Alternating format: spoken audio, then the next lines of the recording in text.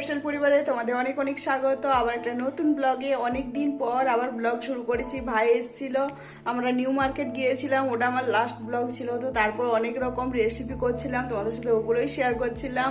আর আজকে হচ্ছে রথযাত্রা। রথযাত্রা উপলক্ষে সোনাইয়ের বাপির ছুটি রয়েছে, তো যার জন্য আমরা একটু বাইরে বেরোচ্ছি। 2-3 সপ্তাহ কোথাও যাওয়া হয়নি, বাড়ির মধ্যেই ছিলাম।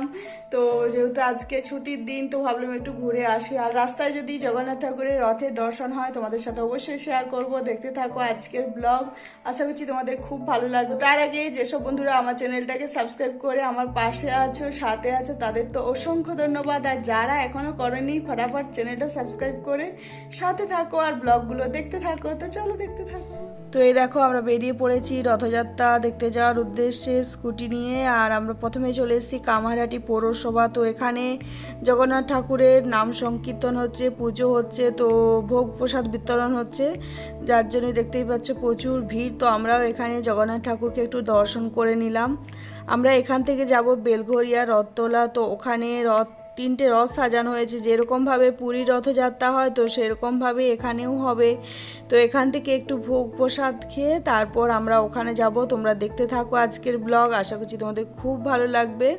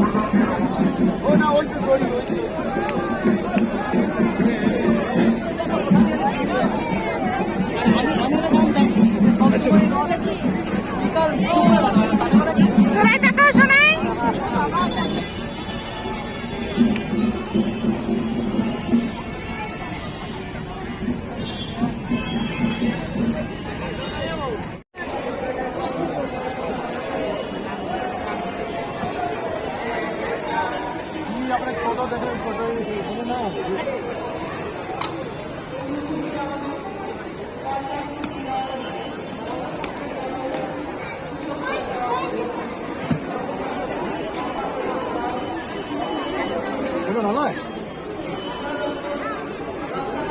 받아 들어봐. সোনাই চামচ সোনাই দি টাকা খুশি খুশি তো?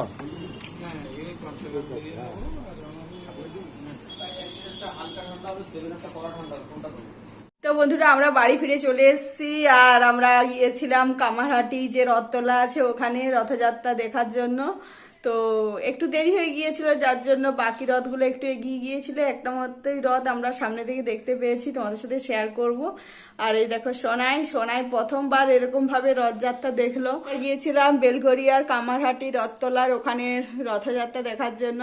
একটা বড় মেলা বসেছে, অন্য কোনো দিন গিয়ে তোমাদের সাথে শেয়ার করব। আজকে মেলা যাওয়া হয়নি, শুধুমাত্র রথযাত্রার ওখানে গেলাম, জগন্নাথকে প্রণাম করলাম। আর বাকি আশেপাশের পরিবেশটা মানে বাকি আশেপাশে কোথায় কি হচ্ছিল সেগুলো তোমাদের সাথে শেয়ার করেছি। সোনাইয়ের জন্য ছোট রথ তৈরি করা হয়নি, পরের বছর তৈরি করবো তো পরের বছর রথ না।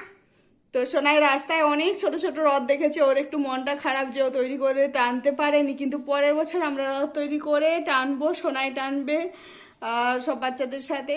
তো এটা আমাদের সংস্কৃতির মধ্যে পড়ে, রথ তৈরি করে টানা বাচ্চাদের এটা শেখানো দরকার।